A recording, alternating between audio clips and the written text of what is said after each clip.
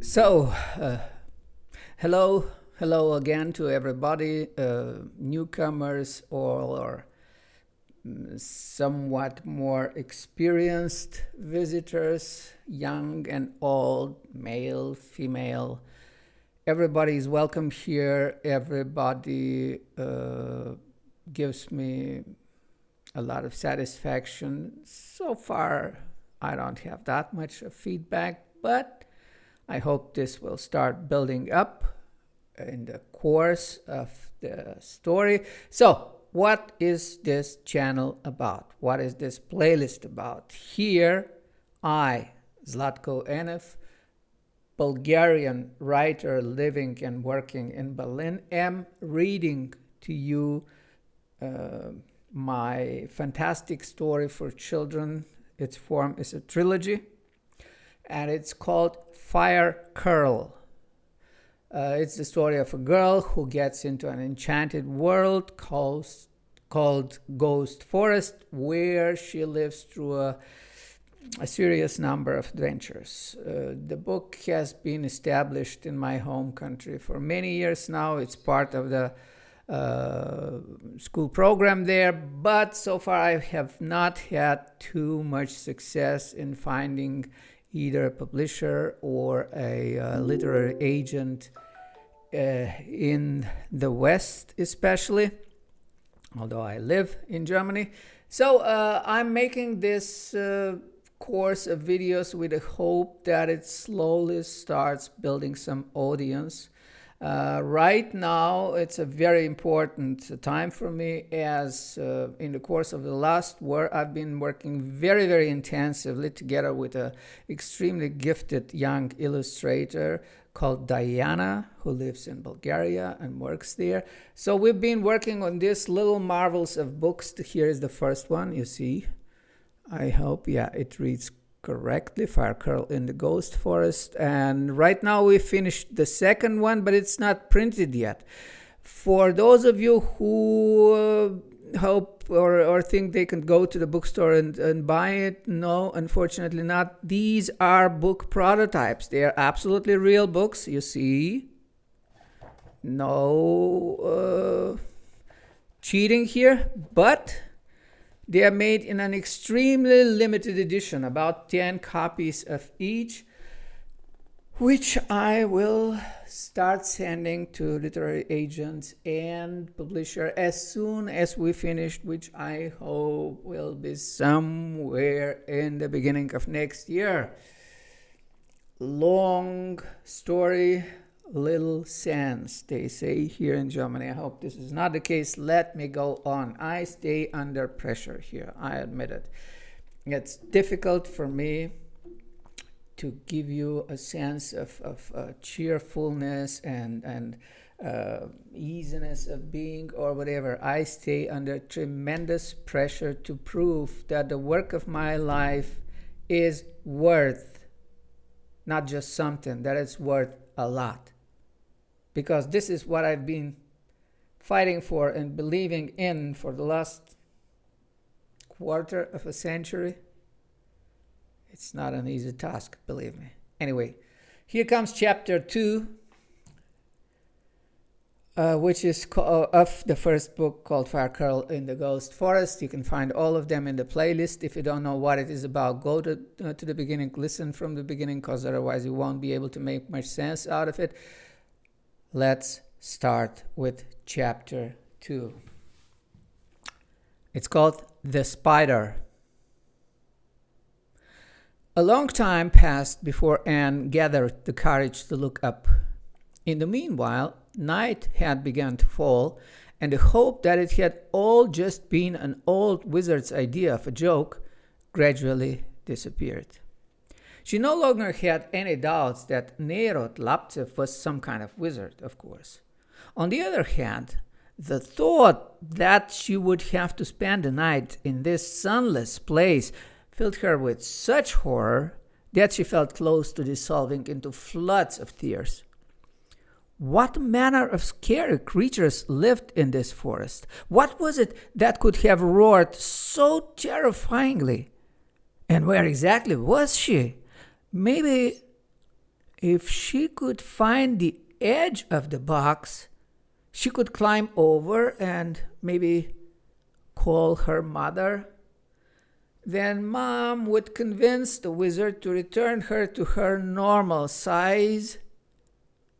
Yes, of course, after all, she had only tried to break the game and hadn't succeeded anyway. It was so obvious, even grown-ups should be able to understand that.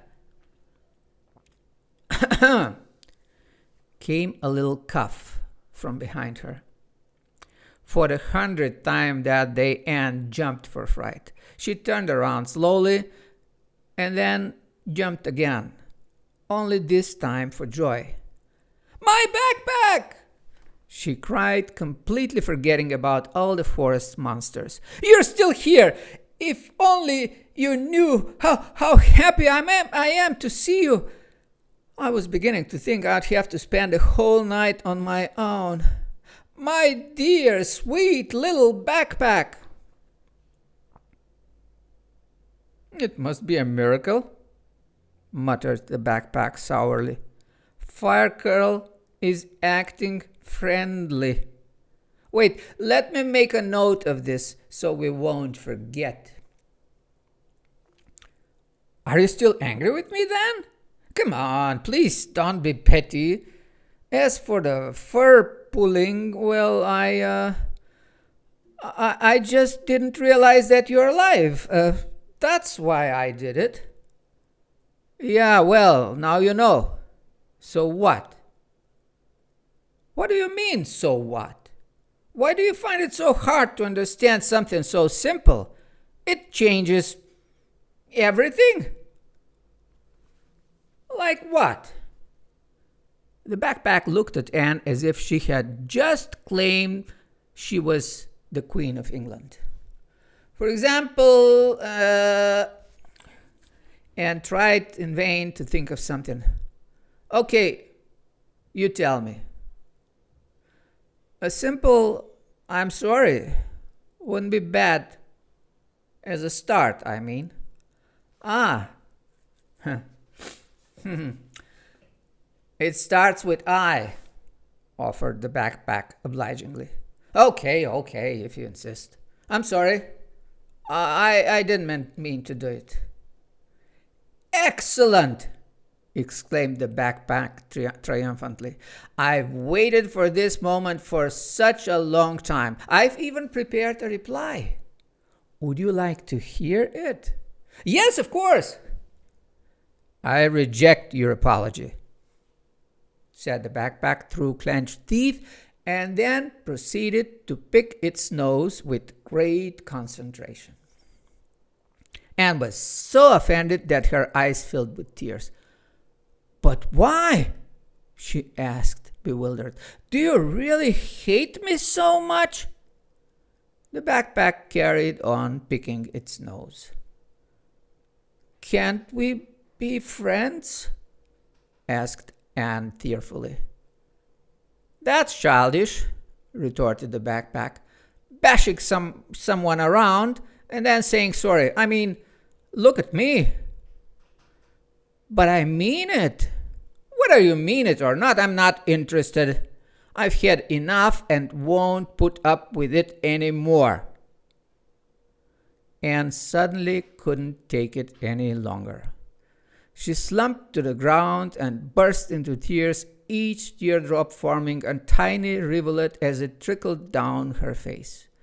Never before had she felt so miserable and forlorn. Even that time she had got lost at the zoo. I'm scared. So scared," she hiccuped while wiping at the tears with her fists. Everything is so scared here. I want to go home to Mom. I'm really scared." "Hey, listen," said the backpack eventually. "I don't know how to get out of here either. and went on crying miserably. I mean, I don't think I'll be all that much help. But at least you're here, moaned Anne. I can't begin to think how I'd manage on my own. She hiccuped a bit more, and once she had calmed down, she thought for a minute, gave her eyes a final, decisive wipe, and said, "Please, don't be angry anymore. I mean it. I really want us to be friends. I'd be all alone without you. Please, don't leave me." A timid hope shone in the backpack's eyes. "Real friends?" she asked, still rather distrustful. "Not just the convenience kind?" "The realest kind you can get, I promise." "And you won't be so bad-tempered when I say something you don't like?" "That too." "Are you quite sure? You can't break a promise." Anne pondered for a moment and then said, "Real friends. The very realest sort." The night passed quickly and without incident. Luckily, it was summer in the forest and fine for sleeping out in the open. Besides, the furry backpack was as warm as a thick, cozy blanket. In the morning, the two travelers woke up a little damp with dew, but the sun quickly dried them. So Anne soon remembered she hadn't eaten anything since the day before. Now the backpack proved itself priceless. She gathered 2 handfuls of lovely blackberries as big as strawberries and just as delicious, though a little more sour. It was a real treat for Firecurl. Although it could speak, or she could speak, the backpack didn't need food, and soon Anne was full enough to start thinking about getting home. "Which path do you think we should take?" she asked while wiping her fingers on a patch of her t-shirt that was a bit cleaner than the rest. "Whichever. Let's take the right." No sooner said than done. Anne put on the backpack and bravely set off on the path. She hadn't gone 10 meters when a strange sight suddenly met her eyes. The path led to a second, smaller meadow, but the way was closed off by a mighty old tree so huge that it completely blocked the way. However, a tunnel had been built into it so that you would easily be able to walk upright through it. But the way wasn't open. Suspended on a complex system of levers and gears, right in front of the entrance there hung a thick spider's web. To the left of it there was a kind of slot machine in the shape of an animal's head. On the right-hand side sat a large, hairy spider with 2 pairs of his 8 legs crossed, intently cleaning his fingernails with a rather large knife. Trapped in the web and thrashing about desperately was a fat fly about the size of the backpack. So, time for a next pause. I want to show you one of the tremendously impressive illustrations to this scene, drawn by the young illustrator Diana Naneva, with whom I've been working for a year now. And here is how the spider's meadow and the complex machinery of the spider net looks like. See? I'll keep it a little bit longer, and you can of course pause the video to look at every detail of it. It's really breathtaking, at least to my understanding of art and illustration, and I'm so proud of it I can just not express it. Anyway, Let's go on. Let me go at once! You monster! I haven't done anything to you! Shrieked the fly in a trembling voice. The spider grinned with self-satisfaction, exposing several rows of sharp teeth.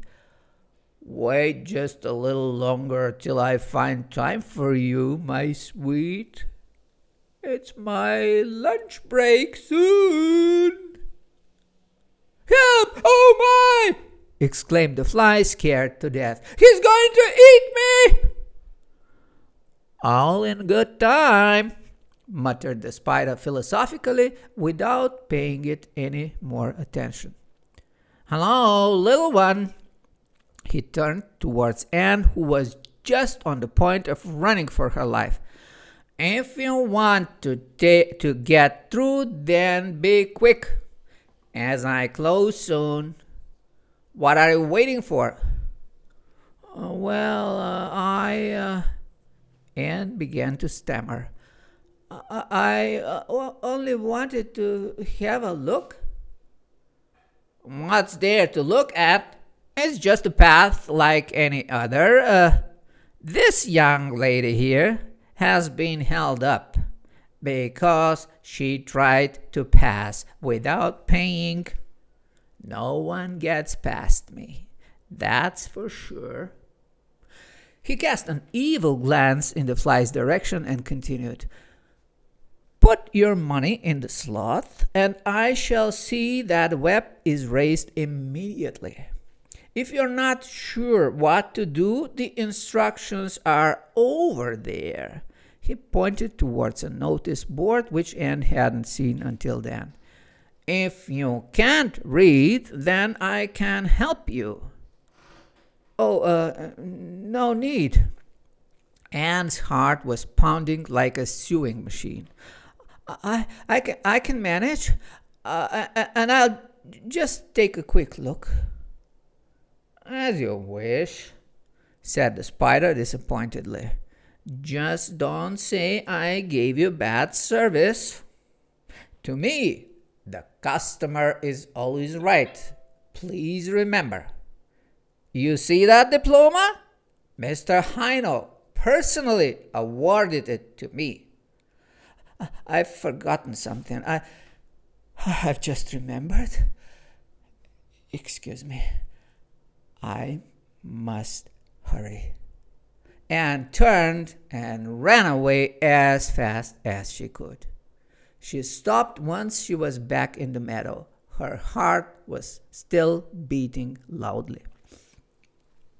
Oh my, what a brute, cried the backpack from behind.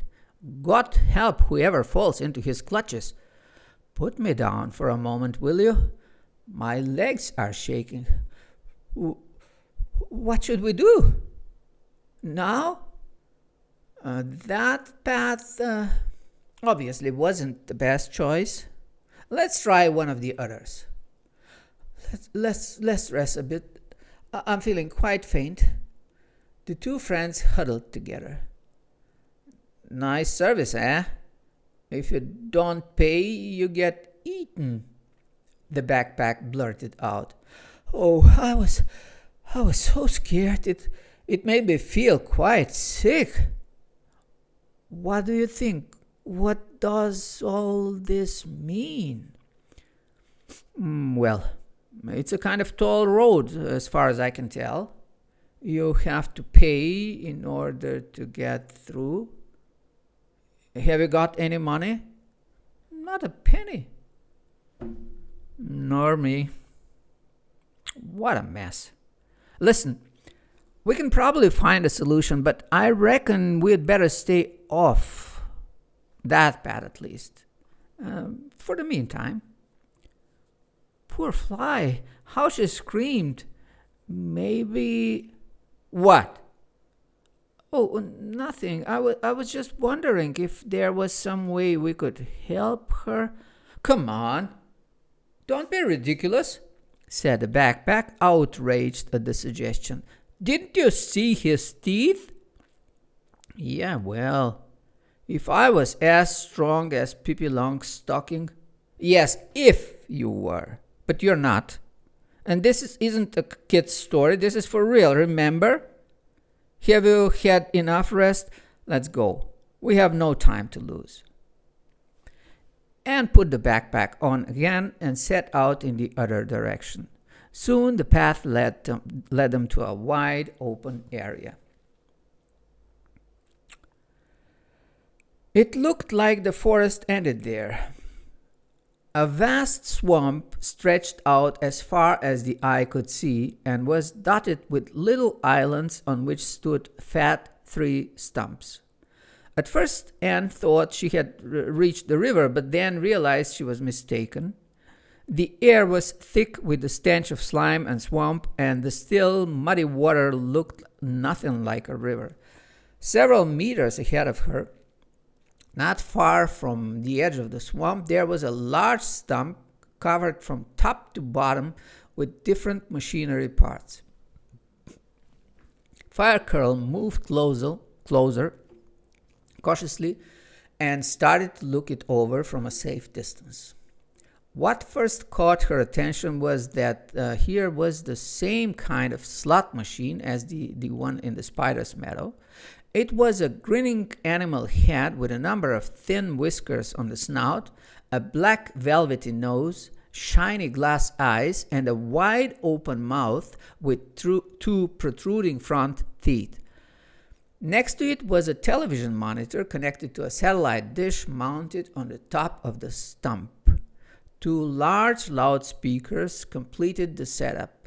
In between, there was all manner of technical gadgetry, such as a propeller, some pedals, a little display with buttons beneath it, as well as several metal signs with unreadable words written on them.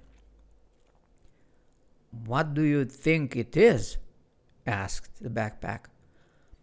"I don't know, but it looks a lot more complicated than Mom's computer.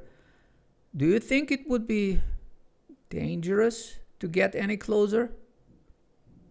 "I haven't a clue, but look over there. That's the same notice board we saw at the Spiders. He said it explains everything.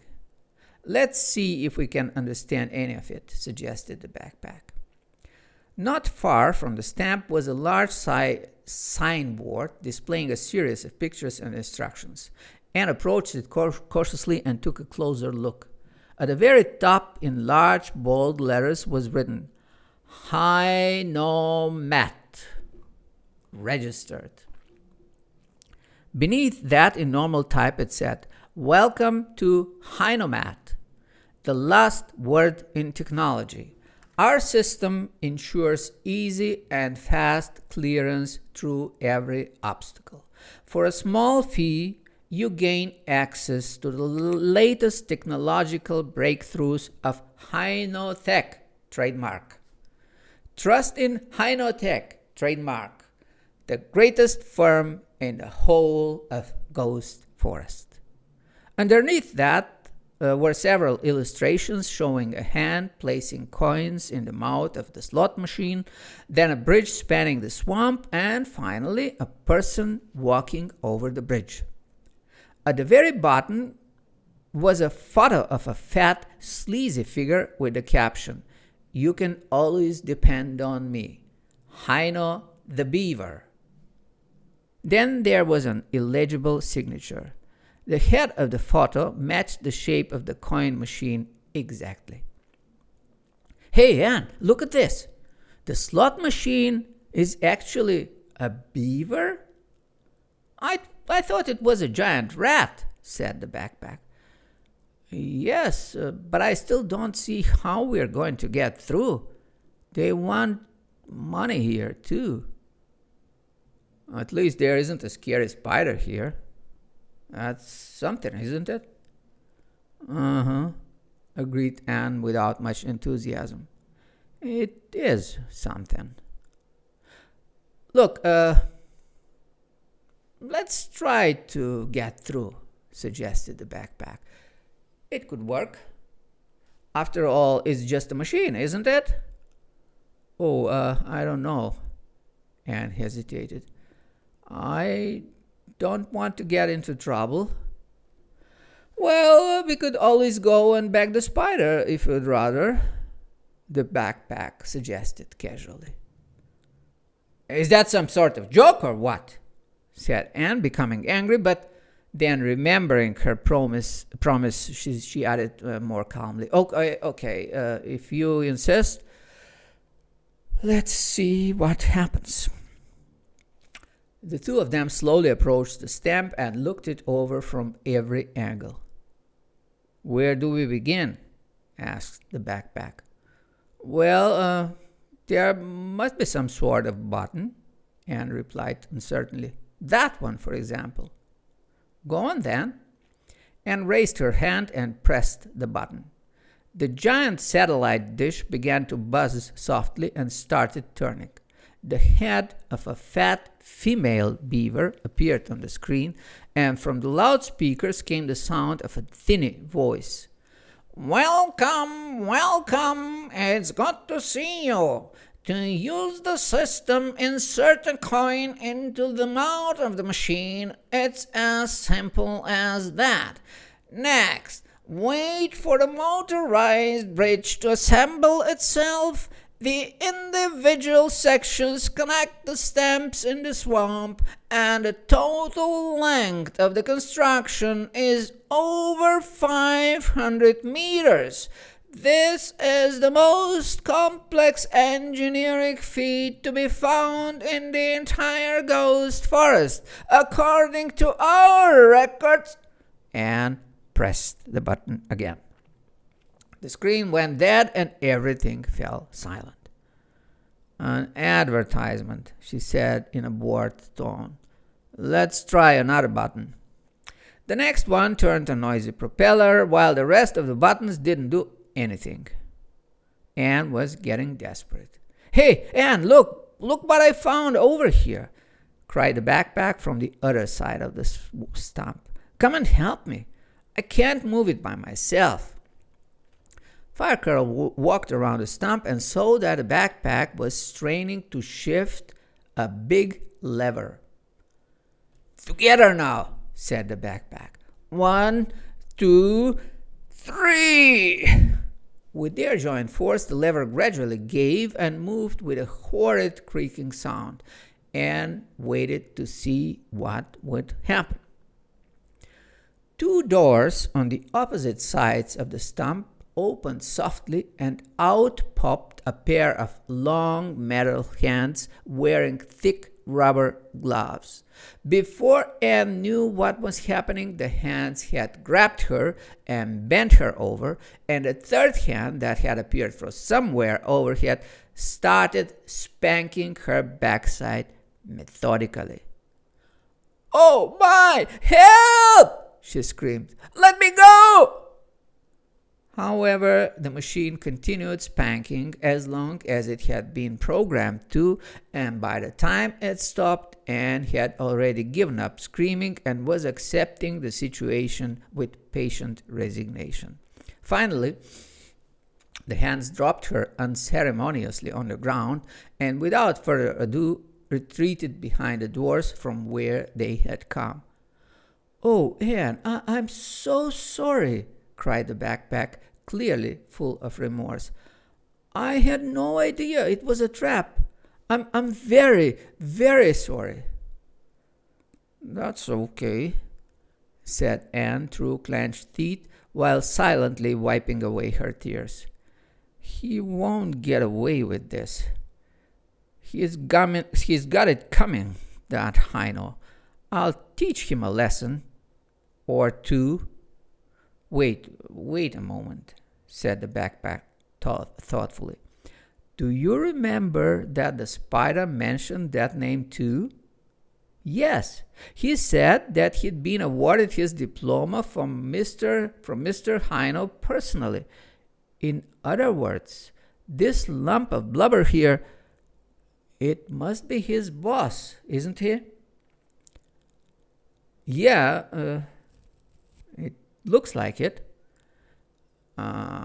Then we'd better keep out of his way. We've already seen the kind of hoodlums he employs, so he is not likely to be a bundle of laughs himself, is he? Oh, no, exclaimed Anne. Hoodlum or not, I'll show him. I don't put up with treatment like that. All right, don't get angry. We'll worry about him when the time comes. Right now, our efforts are getting us nowhere. It looks like we won't be able to get through here either. Yeah, you're right, agreed Anne gloomily. There's only the third path left. If we draw a blank there, I don't know what we'll do. Well, we'll think of something. Let's get going. I'm dying to find out. It's easy for you, thought Anne. No one is worrying or crying about you. No one is going to be asking where you've disappeared to. Mom has probably raised the alarm in the neighborhood already. If she only knew I'm just 2 steps away.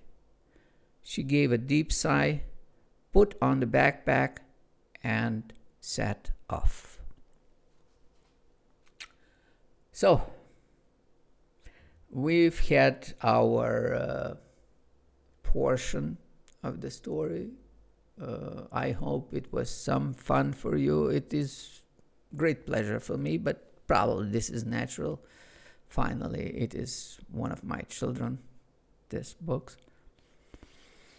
Thank you very much for coming around. Thank you very much to having the patience to listen to my stories. Please stay healthy and very, very successful till the end of the day, and why not till the end of your life. See you soon.